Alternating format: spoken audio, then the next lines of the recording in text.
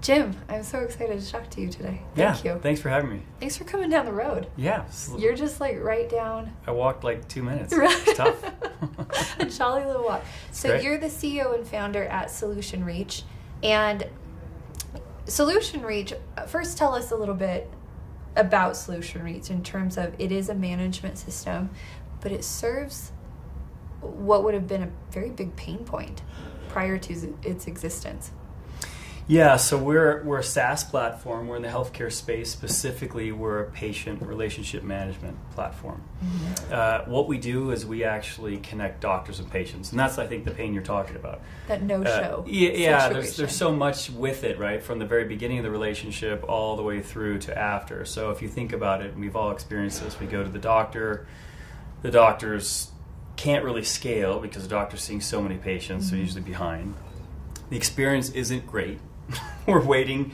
We get there. We go from one room to the next room. There's a lot of paperwork to fill out. It's just not a great experience. But then when we get to see the physician finally, we get in there and we spend very few amount of time with them, right? So they're usually in a rush. And even if they're not, we tend to not remember the important questions we needed to ask. Or, I wish I would have asked that. But inevitably, we leave that appointment and that relationship stops. Mm-hmm. That's historically the issue. So there's a lot of big problems that come out of that. Certainly patients that don't understand their care, why they need to do the things that they're doing, what it is exactly they may have or are maybe thinking about exposed to or potential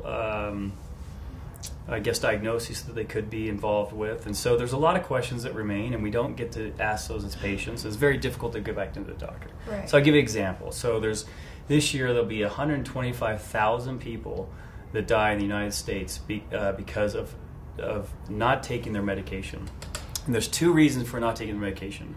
They don't understand why they're taking it, mm-hmm. and they forget to take it. That's just crazy. We should never have. Such bummer reasons. You should never. That's a very simple thing, right? So we look at that and think about the technological outreach. So we play that middleman between that relationship. All those questions that could have been asked but weren't. All those things that we need to remember to do as patients that we didn't. Coming back in to see the physician when you need to, specifically. But we should be able to solve that issue and not have patients pass away because they simply forget or they don't know why they're taking prescription medication, for instance. And that's just one of many facets of the relationship that really cause a really very painful and personal impact, frankly, on not only families but society in large, and it's just solving a big problem. So we're trying to help the physician scale the technology, right? And give access to the patient in a way that's never been done before. Yeah, and I imagine for a patient the complexity of everything. Sure. You provided a simple one-stop platform mm-hmm. that has all their information, mm-hmm. plus those connection points. I mean, we were talking to Johnny from Homey, who started Homey, and I asked him the question of, why did no one think of this before? And I would ask you the same. Why was this not in place? Well, I started the company in the year 2000, mm-hmm. which is crazy to think about still, building the company this far. I mean, you never think that decades. way. I know, it's crazy. I would have never guessed that. And I can't see more than 3 years out, like maximum. Who knows what I'm going to be doing with my life. And so never really planned that to happen, but the business was scaling, so it was really an interesting business. It was different. A lot of the different milestones you achieve, whether it be by size of employees or size of revenue, it just presents different challenges, and it's a different company. So it's been kind of really neat to see that and build something that is going to last, and that's what we wanted to try to do with Solutionreach, build a company that's going to be around a long time. And it's a huge problem to try to fix. I mean, the healthcare system it's massive. It takes a lot longer than you think to even try to get involved in it. So, it's been a while. But in 2000, I wasn't in healthcare. I was in technology, and so prior to this, I was at Ancestry and one of the early guys there, and helped build their subscription service and all their client success. And it was a great run. And I loved it. And then mobile was coming around, and so the thesis for me was just saying, well, how does CRM fit into mobile? And then it was, well, where do you want to apply that? You want to apply it in SMB? Where do you want to apply those things? Energy could do a lot of things. And I said, what about healthcare? Because that's a big issue. So in the year 2000, I just looked at a stat that said 50% of appointments are missed because they're forgotten, and it's a 6-figure annual problem per patient for practices. It's just an issue that was a big one. And I thought, I could send a text message to a patient and remind them of their appointment like an hour before. Okay, that seems like it's just a simple commoditized thing, and today it certainly is. But in the year 2000, there was no text messaging in the U.S. Groundbreaking. They were the little Nokia phones that didn't have anything, and I remember my wife saying, why wouldn't I just call somebody and just tell them? I said, the day will come when you will get a phone call and you'll say, that's just almost offensive. Like, why wouldn't they text me before? Mm-hmm. And I think it's been years since we've been there, right? I mean, you would be like, well, I don't take calls.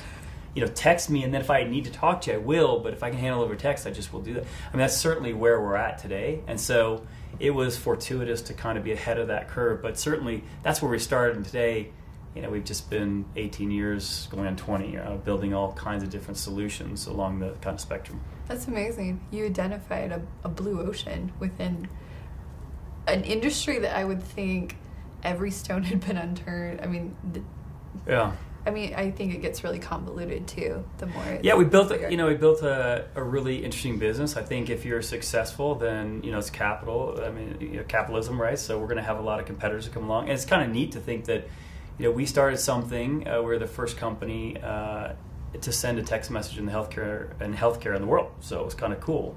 But now we have a lot of companies that have seen that and taken offshoots and different things, and I think that's kind of cool too. So with Solutionreach, you're innovative. You sent the first text message, and you're right. Now, I mean, all my voice messages are transcribed for me. Sure. I read everything. That's how it gets imprinted into my brain. How do you stay innovative?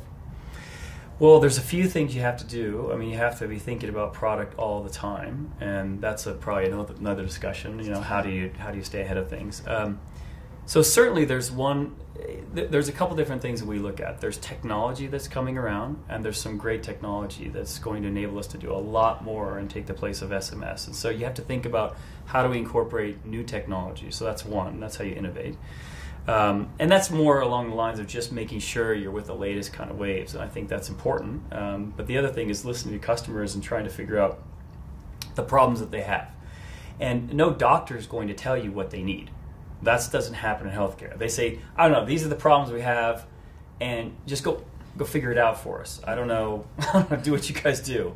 And that's challenging because you have to start thinking, how do I build something that maybe no one else has built yet, but that solves something that's a big problem, and yet it's not very visible because the doctor's saying we need this, or a patient's saying we need this, and we kind of have to predict that. And so, look, we get some things wrong. That's okay. That's how you build product. You're going to fail and miss, and you have to be ready to do that in small ways, hopefully. I think we've had more wins than losses, certainly in that column, and that's been good for us. But it's an iterative process. You're always thinking about it. I'm always thinking about what's next, why is it next, how are we going to do something that's going to really take our company to the next level? And that's a challenge. It really is a big challenge to do that, but it's fun too. Let's go back to where you said you were only looking like 3 years ahead. And maybe now, less than, man. I was just trying to keep the company going. Yeah, what was it like those first couple of years? Well, we didn't get venture funding right out the bat. It was a tough time, frankly. 2000 was, people remember 2008, but I go back to 2000. Internet was, the .com. Before, is the .com, if you put a .com behind it, I remember venture capitalists talking, just, we'll do it. Like, is it a .com? Sure, it's a .com. Or we're in, right? It can be. And you're like, I don't know what that means if it's a .com, right? But it was a run at that, and it certainly was early. And then figured out, well, we can't just sell everything online, be a .com and it's going to be a winner. That's not necessarily the case. And so that obviously came to a stop, which was a natural progression of any kind of new business model that was happening. But what happened was all the venture capitalists they didn't know what to do. They just said, we don't even know how to invest or what to invest in. And so they just pulled really hard on the reins. I think 2008 was very, very tough to, 2009 to maybe 2007 to 2009, tough to raise money during that time too, right? Yeah. So we went through both of those. The first time we just said, look, we're just going to do it on our own. We're not going to go raise a bunch of capital, and we're just going to bootstrap it totally. And it was hard. I mean, it was a total bootstrap. There was no, you aren't paying, you're getting paid anything. You're building technology for a long time before you even go sell your first customer. So there is no revenue, so you don't get paid anything. I was putting money in to the company and funding it myself. I really wasn't in a position to do that, frankly. But it was like, well, I mean, are you all in or not? You have to ask yourself that question. I'm an all-in guy, so I was like, well, we're in, and we're just going to figure it out. We did get some really early financing, after that, a few years later, by Epic Partners, which was at the time Wasatch Venture Fund. Nick Estratis, been a great friend and a board member to this day, in fact. Very little seed money, and so we raised very, very little capital, and it was a very different path. In some ways, look, it's great to go out and raise $25 million and grow really fast. You have to do that and somewhat, to get the market, but you have to turn that too, because the unit economics that you have for that first 25, 30, 50 million, it's usually go get the market, but your cost of acquisition, I mean, all these things are sort of out of whack, and you've got to make sure you can bridge that gap, right? And really actually create something that makes a lot of sense, because in the early days, no one's looking at unit economics. You're looking at, am I selling? Do I have enough money to do payroll next week? That's kind of what you're looking at. We were very different in what we had to do. We had to kind of pay as you go, and I don't think that made it slower to build, but it was just, healthcare is a tough market, and we were so early. We were probably too early a little bit, but we stuck with it, so it paid off. But we could have we could have said, we were too early and missed it, and bailed out after 4 years or something like that. But we stayed the course. You kept going. Yeah, we did. And at any point, I guess now, would you go back and want to do it any differently than you did? Oh yeah, I mean, differently for sure. I don't know that there's anything in life we wouldn't think how we improve it and iterate and think about, gosh, would I do this differently? I think there's a lot of things I would do different for sure. But would I the bootstrap change it? Yeah, no, I think I would bootstrap it again. I'm okay with that. I think it was great. It taught me a lot of personal lessons that you couldn't learn anyway. It's taught us to be disciplined and yet disruptive today, and so we can be a growing company that's profitable at a higher number in revenue, a bigger company rather than just be a little bit smaller. I mean, we've been able to learn those lessons early, so for us translating them hasn't been too difficult, which I think has been helpful. So you learn the things you don't know why you go through something, but if you take everything and you're an optimist like I am, and you have to work at being an optimist, I believe, but you can implement those things in lessons in life and the business certainly. But yeah, we made a ton of mistakes like everybody does. We didn't know a lot of things we were doing. It was just trial and error, and I'd change a lot, but I think overall it's been a great, a fantastic experience. So we've talked to a lot of companies that are now quite successful, but they started bootstrapping, and they said there's a benefit to bootstrapping because in that first few iterations, no one cares. Oh yeah, you're building something, so no one's like. You'd have a big board that's everybody so, looking at you and saying, hey, how are you guys? Let me see all that. So the whole fail fast, like it can happen, and you just keep going. And no, it's good. You're really free from outward judgments, and frankly, you want advisors and mentors and a board and investors. That's good because they're there to make judgments on the business, on you, on your team, and keep you honest and help you look at things that you don't necessarily want to look at. It's like a great player in sports. Well, the coach is going to coach them still, and great players usually don't look at their weakness all the time. But if they're great, they do. They want help with those things, and I think that's good and bad. It's hard. It's hard to have a lot of strong opinions judging you all the time about your business, decisions you make. Was that good or bad? Was it a win or a loss? I mean, that's a tough thing, I think, for especially founders who are like, A-type personalities, like, look, give me the ball and move out of my way, and I'm just going to go, and figure it out. But I think it's a maturity process that people should go through to build a company to the next level, and that's important because you can't just run on your own all the time. Although sometimes we'd love to do that. It'd be kind of awesome, but but bootstrapping in the beginning is fun that way. But you'd have no money, so it kind of stinks too. Other than the whole no. No money. Yeah. No.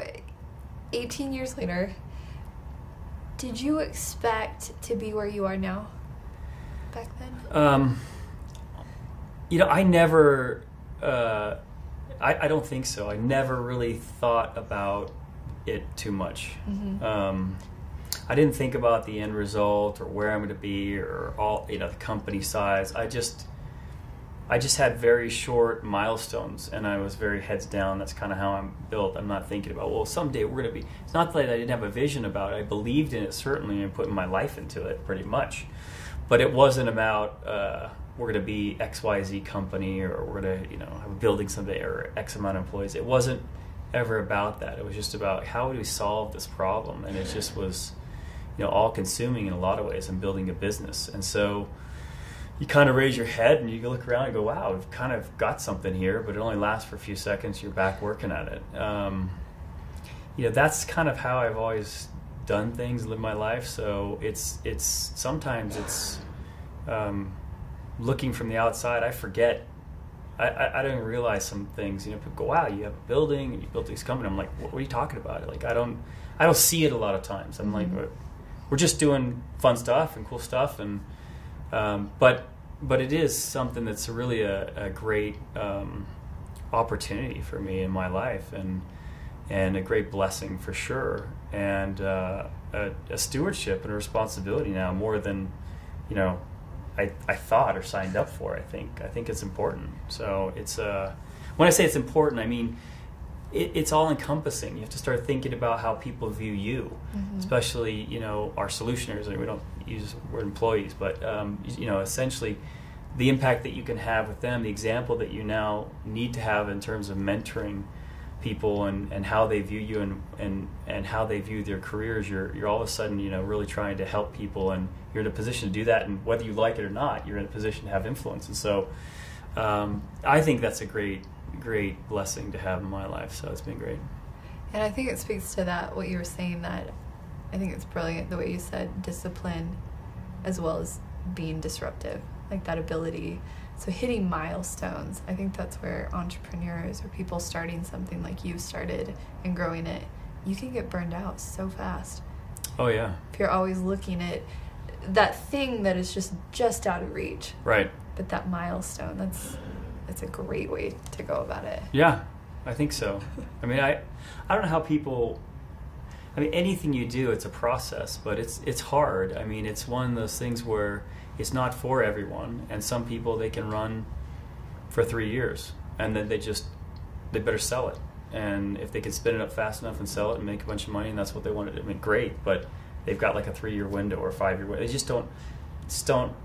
And that's okay. They're just made for that, and you just got to realize that going in, that what are you made for? I mean, how far can you run, and how far do you want to run, and how far are you willing to run, and then understand, hey, this is kind of where I cut it off, and I just don't want to do past this time or past this sort of amount of effort or whatever it might be, and then you just have to be self-aware. And I think if you are, that's great, but it just depends on what you're trying to do in the end, I think, and working backwards from there. Yeah, that makes sense.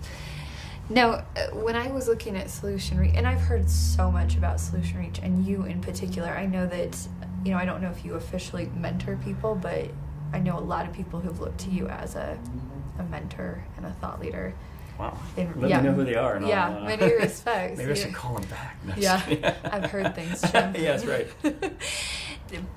But in terms of, within just the last 5 years, we've talked a lot about the experience economy, the book, the experience economy, the idea that we're not just in business to sell services or things like that. We need to create a customer experience because now there's so many options for them.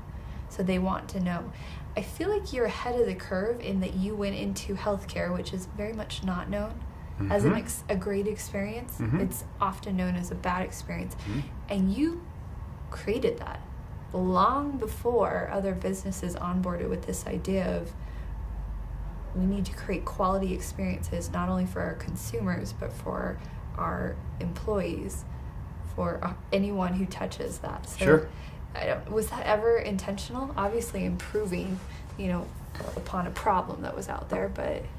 Yeah, I think I've always been, in my technology career, it's always been about thinking about the experience that the customer has.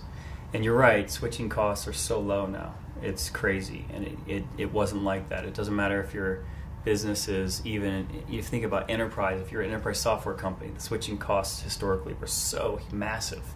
You could hate the software that you're using, but to switch was impossible, so you just always use it. Even that's changing now from an enterprise perspective, but if you think about mid-market, SMB, all of those things, the switching costs are just massively low right now.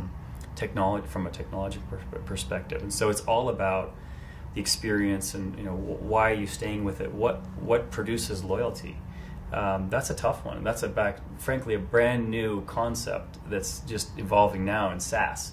What is loyalty, customer loyalty? People look at it completely wrong, in my opinion. There's a lot of groundbreaking things you have to think about when you're looking at satisfaction scores and things like that.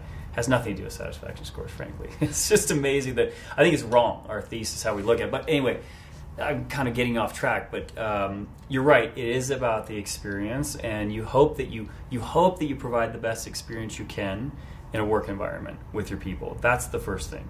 And if you can build people and help them, look, they're pros, and a lot of people don't think of their jobs that way. They say, well, no, you're a pro. If you thought about sports, I thought, I'm professional. Yeah, this is your career. So how are you going to be better 2, 3, 4 years down the road? And hopefully everyone that comes to Solutionreach, and they can have a great career that spans 18 years. We have people there that have been there for 18 years, which is beyond myself, which is crazy, and that's awesome. Yeah. And we have people that have started companies, and we have people that say, hey, they got a great gig and wanted to go do something different after 5, 6 years, and I think that's great. If they've come and learned how to be an entrepreneur in their role and be a better professional, then I think we've done a service to our people. So it starts absolutely with your people and caring about them. And what you're doing has to matter. I mean, you can make a lot of stuff.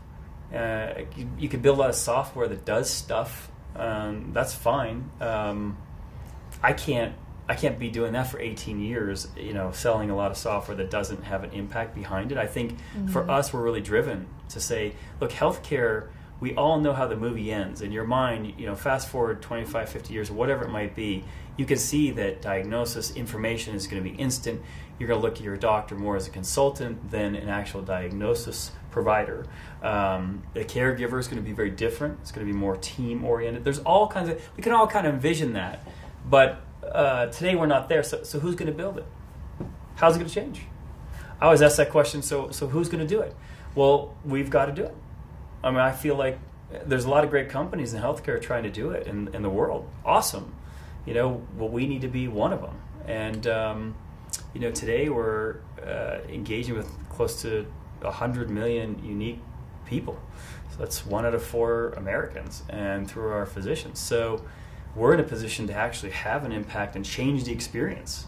If we can get to that many people, so what happens when we have 500 million people around the world, and so that's our goal. And we think when we're all long gone and I'm not on the earth anymore, and who knows where Solutionreach, well, we've actually had a really great impact on the world for generations to come and made healthcare better. And it's personal. It should be personal for us because it touches everybody. It touches everybody that we're either in the healthcare system, we are going to be at some point in time. We have loved ones there or kids. Absolutely. I've got a little girl that's that has an undiagnosed autoimmune disease. And she's 12, and so I know exactly what it's like to kind of go, well, we have no answers, and what do we do, and feeling disconnected from our specialists. So, look, it's personal all the way through, and I think if you have that, then you drive that experience, you understand it, versus saying, well, I'm trying to solve something for this customer over here, and maybe I don't really get what their experience is. I can talk to them and build software and sell it to them. Mm-hmm. I like the fact that all the solutionaries, we're in it. We're patients. We understand it, and we're like, no, we got to solve this for us and our families, and everyone that we can possibly solve it for, and help the doctor, our customers, along the way, so they can actually do it, because they want to. They're the caregivers. So it's pretty special to kind of have that intersection between, vision and actual, just work satisfaction of what we're trying to accomplish. So right, yeah, we've talked a lot. So in a lot of my interviews, it's interesting how no matter what product or service these CEOs and CMOs are creating and providing, it almost always comes back to, we're in the business of people and having empathy. Empathy is where it's at, is understanding enough so that you improve people's lives, improve their experiences, especially in something like healthcare, where there's a high possibility that whatever you have to being diagnosed, not being diagnosed, that's already hard enough. Yeah, no, it's complex. I mean, healthcare is complex. Different verticals are more complex than others, and it's a challenge because it's not built on. Healthcare was not built on the premise of, how do we really connect doctors and patients. I believe it started there, and doctors, I believe, inherently, care about their patients and they want to provide great care. Right. But then what happened was technology came into play, and it was more along the lines of, let's just make our medical records electronic. And this was a system, and so all of a sudden we had software come in, and 70s, 80s kind of thing, and what happened was everyone changed and built around the workflows around the software system. And so that all of a sudden created software isn't always the best. There's not a lot of empathy in software, right? So your number. It's not really about the experience. And so what happened was everybody just kind of built this process and said, well, that's kind of what it is. Uh-huh. But it wasn't really designed. And so we just inherited it, and this rolled across the U.S. for sure, and different parts of the world do it a little differently. And they have designed it, and frankly, done some great things in some different parts of the world, but other parts are worse, right? So, we've come in and said, wait, let's kind of break it a little bit, and because it needs to be, it can't stay the same and achieve what both the patient and doctor want to achieve. So, yeah, it's kind of fun breaking some stuff sometimes. I love that. Solutionreach, how many employees are there now? I think we have about call it 600 to 700. I don't know exactly the number today, right in that range. Big company. I'm sure you've hired and fired a lot of people in the last 18 years. At what point did you transition away from the day-to-day kind of everyday problem solving to the leadership role? Yeah, that's it's challenging. I think for me, for sure, that's a challenge. I don't think a CEO should ever be away from the details and in the weeds. Removed. Yeah, I'm not. I go to work every day. I mean, a lot of people just take these leadership or strategic roles. I don't know what that really means, frankly. Somehow I can see that. I just go, well, you have to push the rock up the hill. It doesn't mean that you're not thinking strategically. And yes, your role does change, and the expectations of it change as a CEO. So, for instance, if we were going to go public, then certainly my roles would change, and I would have a lot of work that wouldn't be associated with operations every day, because I'd be talking with analysts and different things like that. So there's kind of like how you prioritize your day. But regardless, I don't think you can be very far away from the operations of the business, because then you really can't add any value there. And I think that it's important to be able to do that. You don't have to be in the weeds, but you have to be able to get in the weeds. And if you have a CEO that can't run a demo on their software, or doesn't understand what the customer service issues really are, or doesn't get the sales pitch and can't sell it himself or herself, that's a problem. I wouldn't hire that person if I was a chairman of a board and said, oh, well, who's going to replace me at the company? I would never do that. I mean, they have to do those things, because if you can't, who's going to follow that? I mean, if you talk about leadership, you have to respect and say, this person's done it and can do it today, and and is doing things to help, the company that I understand what they're doing versus what do you do all day? Like as a CEO, what do you do? There's a lot of people that ask that question. I'm like, man, it's scary if everybody has to ask that. So I don't like, I purposely try to be in more things than not, just because I fear that I'll be pulled out of it so much that, I'll have too much distance from the company. I don't today, but you get pulled in a lot of directions. And so it's a challenge, it's a balance. But for me, I never really want to be too far from the company. That's like a little gem that you don't have to be in the weeds, but you have to be able to get in the weeds. I think that is such a great way. I mean, I'm just going to put that on my wall. Bumper sticker for your car. Yeah, it's that idea of if you're asking other people to do something, then you ultimately need to be able to do it. Yeah. And be willing to do that. It's a demonstration of leadership versus just, I'm the leader. Yeah, because inevitably you have people that, I've worked with people in the past too in my career where they just have no clue what they're talking about. And no one wants to talk to that person and be like, well, I just have to listen to them. But they have no idea what they're talking about. Yeah, it's like, and it's painful, right? I'm not saying I know everything, but and no one's but you have to be talking. If you're really going to solve problems, you just have to say, well, look, let's put people in the room that know what they're talking about, and have done it and can give value and help. If not, then I shouldn't be in the meeting. So it's just kind of my view. How do you handle conflict? I imagine that in the course of running a company, there has to be a healthy dose of conflict. It's necessary, that creative conflict. You seem like a very straight shooter. I just run from conflict. But how do you manage? How do you manage the, bringing in enough conflict, but also keeping, like the peace, I guess. Yeah.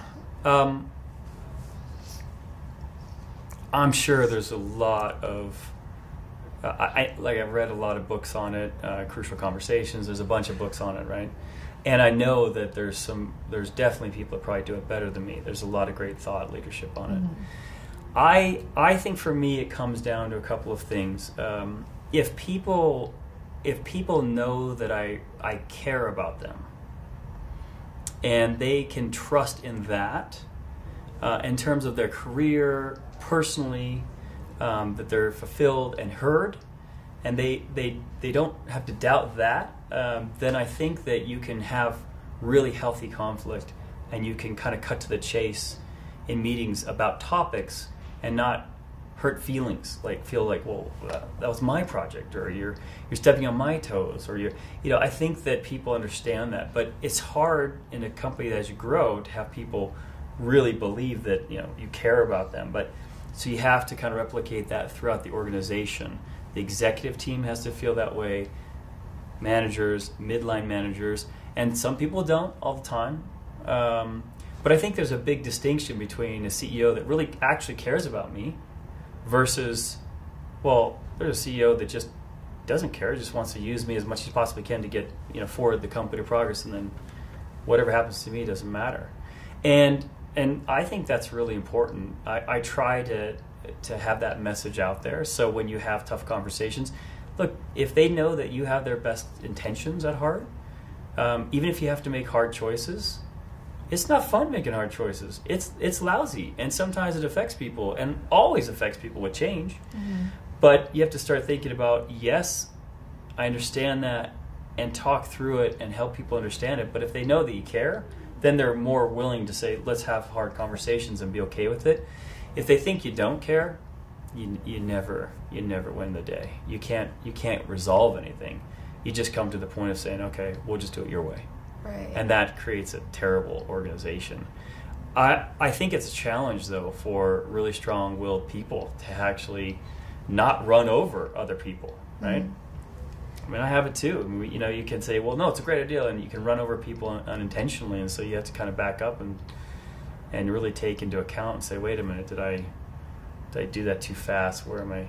So part of trust is just being really transparent. So we have every quarter we have our we've changed it. We call it our all hands meeting. I think we changed the name a couple times, but everyone in the company comes down. We tell them what's happening in the company. So everybody sees numbers, what we've done well, what we haven't. There's transparency. There's no questions about, well, how are we doing? Do we hit core?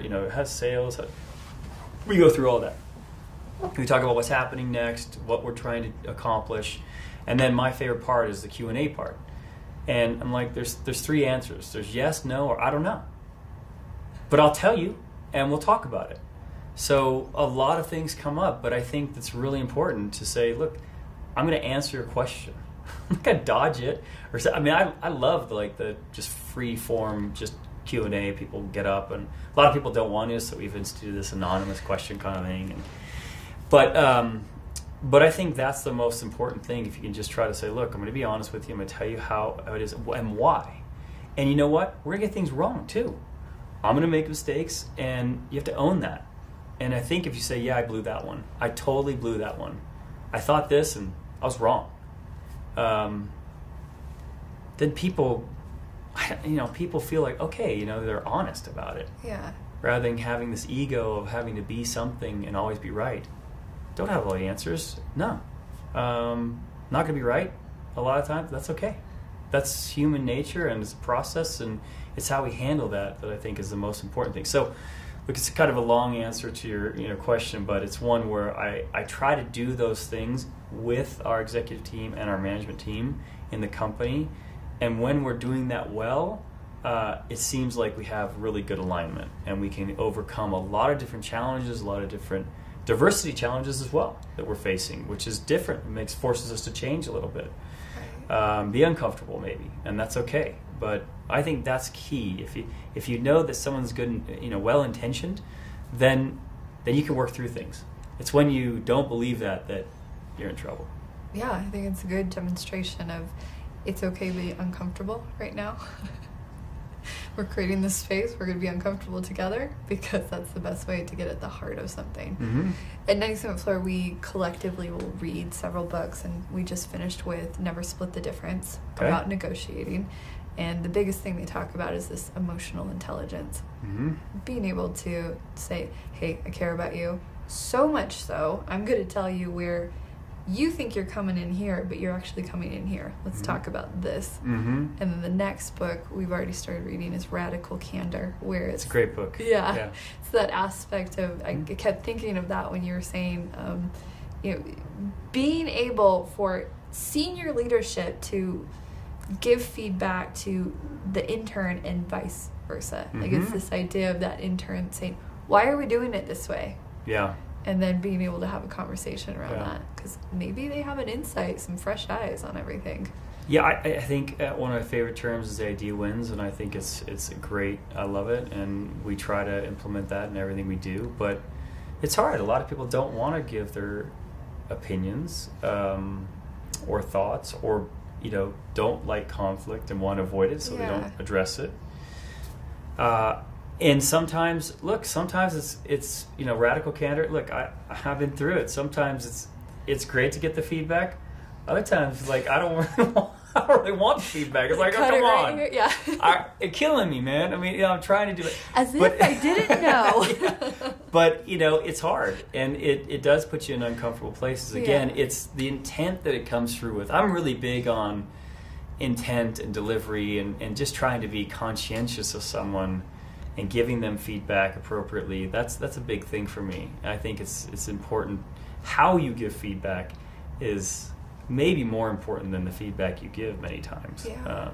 So that delivery, that creating this but it's hard. Space. Yeah. A lot of different personality types. Yeah, every time I read these books, I'm like, I wish I could implement all the things all at once, but it is like mental gymnastics to remember them and implement them. So I'll take one. And there's challenges because everyone's reading different things. We've got this big reading library wall, and we all share books, and we just put them in there, and people can grab them and just read them and then put their books in. It's kind of cool. But there's so many, so many takes. There's so many takes and so many things happening. So everybody's like, oh, I just read this book and this out.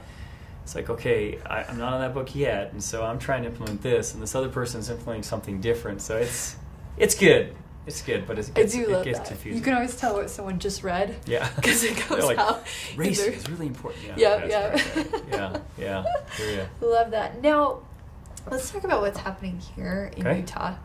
Because you have watched, now we're being coined as Silicon Slopes, and I would say in the last 5 years, it's becoming more well-known, just the storytelling of what's happening here. But you've watched this evolve. Mm-hmm. So tell me what your take is on kind of everything being Silicon Slopes.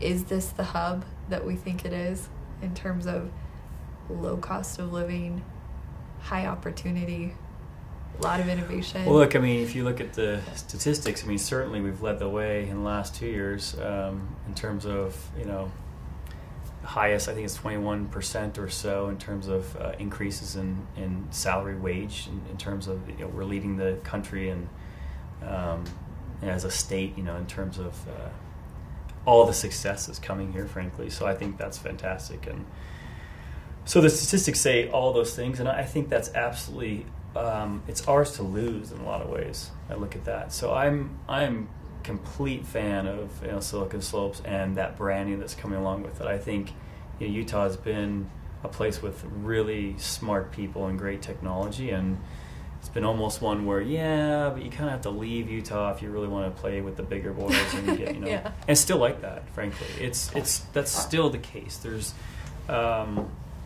when you're recruiting, we've been recruiting for some really senior roles, and some of them we've had to go out of state for. Yeah, that was my next question. We brought someone in from LinkedIn who was a VP at LinkedIn. We hired him.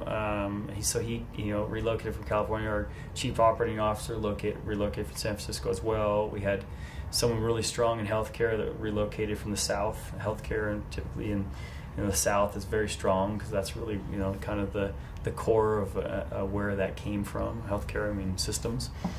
And we've been recruiting and probably bringing somebody else from San Francisco for a new role. Today, in fact, we have somebody in visiting. But it's been hard to get people to think about coming here to Utah. That's a tough one for people. And then people here, I think we're still early when we start thinking of those leadership roles. I don't think it's necessary, but you have to. So here's the deal.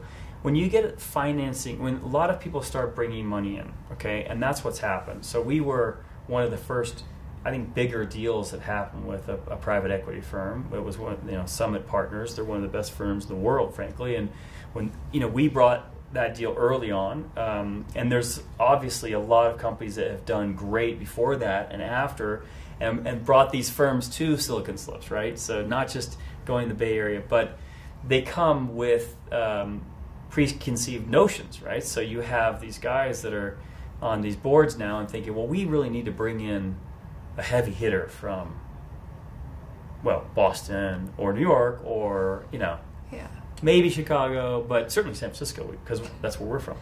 Even though their fund is global and they've got offices all around the world, they're kind of in Menlo Park, and so a lot of that it does stem from who's funding the companies. And so even though you have maybe a brilliant entrepreneur here with great people, they're going to run into that at some point in time. Mm-hmm. Maybe not at the 25 million level, maybe at 50, maybe at the 100. You start going, they're going to run into it at some point in time, right? Where they're saying, okay, we need to have a team that can get us to that, are we going to create $1 billion company? I hear that all the time. Yeah, we're going to create $1 billion company. I'm like, man, that's so hard to do. You have no clue what you're talking about. Get to $100 million in revenue and then start talking about the possibility of getting there. But we talk about that like when we're at $2 million. I hear that, or $2 million in revenue, we're going to build $1 billion company. I'm like, what? That's embarrassing almost. So we're a little immature from a technological perspective, just in terms of building companies as a whole. Uh-huh. And I think that's great because that $2 million company probably will be a multi-billion dollar company. I think it's awesome. But you just have to kind of have a little bit of respect for the process and how hard that might be. But my point is that I know that because I know a lot of private equity and venture capitalist guys, right? And their view has been, man, sometimes the egos here are bigger than, in fact, they are bigger than Sand Hill Road. We're going up and down. And the Bay, the guys here think they're $1 billion when they've got $1 million in revenue. And that's an issue. That's a Yeah. maturity issue and experience issue, and I don't think that shows well for the state. So when I say it's ours to lose, we just have to have the process of, look, there's a lot of unbelievably talented companies and people here. I don't think we have to reach out to other places to build great companies. I don't believe in that. Sometimes we do.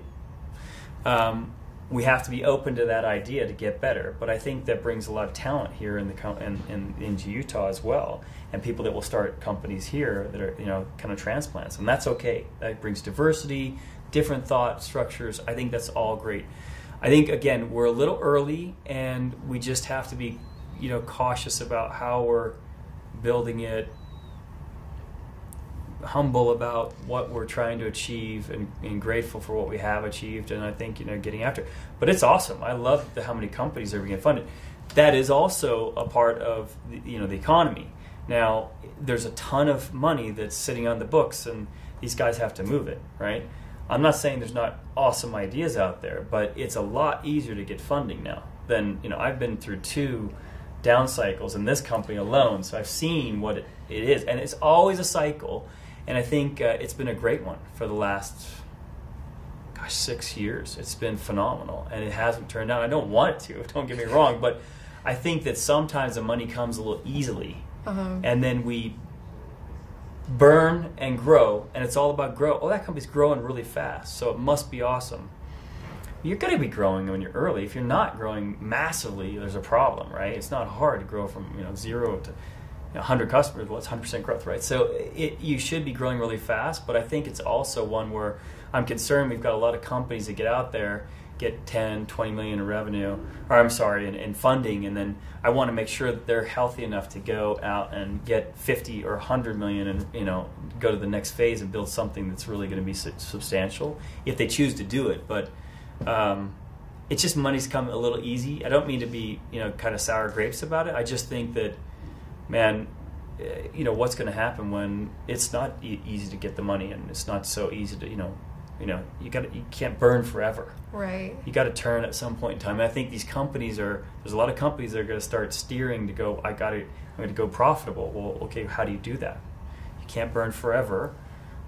Some companies maybe can. I don't know. It's amazing that they're they still do and do a great job with it. I just think that those fundamentals catch up, and I just don't know that we've been through that as much as I'd like to see. I think that's a great perspective, that the idea of we don't know what we don't know yet. Yeah. So keep that milestone in sight and brace yourself, because there will be a downturn, and it is a cycle. Just preparing for it and understanding what's coming, and maybe we never see a downturn. Great, but my point is that businesses will face different challenges, because there'll be external forces that will come in and say that they have the money and they're funding these, that will say, hey, we want to shape it this way. And so and from a Utah perspective, we just have to be true to who we are and say, how do we build this to be really great. But look, it's awesome to see this happening.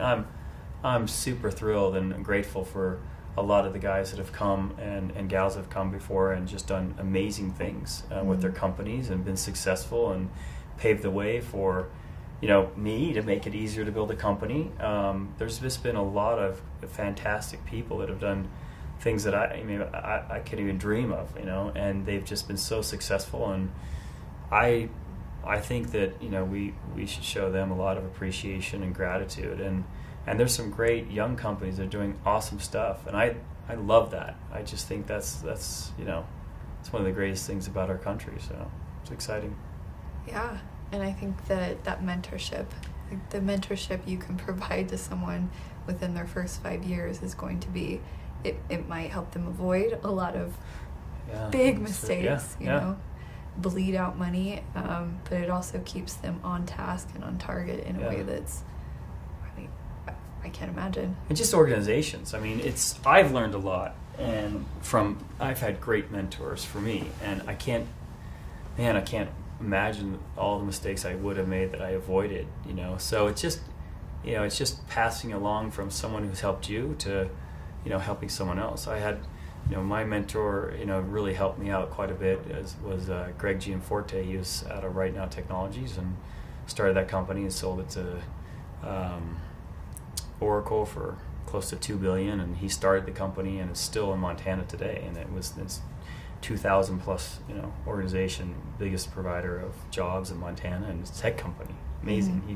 He built it there. So he just was really, really, he's one of the smartest guys I've ever met in terms of, really working through a company and all the things you don't want to do early, and giving the vice president of intergalactic sales too early these titles, right?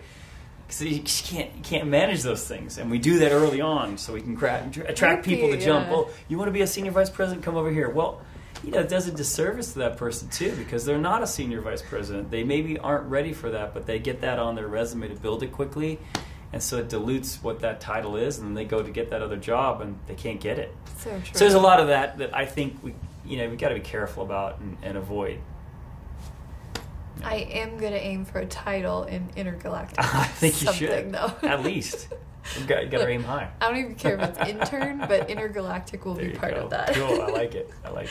So, Jim, my last question is about your legacy. What is it that you hope to be remembered for? I've been to some recent funerals in my family lately, and so it's really got me pondering about that question about legacy. I don't think it matters at all what titles anybody has. It really means zero. I hope that people think about me and say, he earned it. He built something.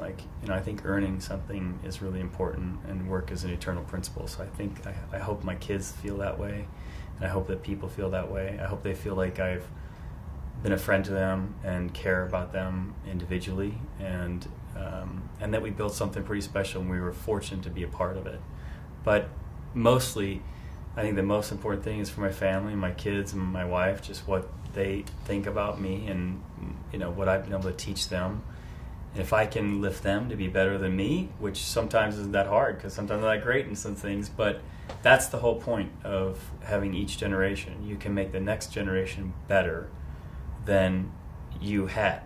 And it's not about things, it's about opportunities, it's about education, it's about awareness, it's about vision.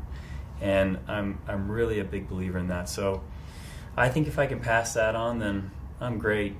I would have had a great run, and I'd feel pretty peaceful about any sort of legacy. But when you say that word legacy, it's kind of funny, because I don't know, legacy? I think we're all important. We all leave legacy, right?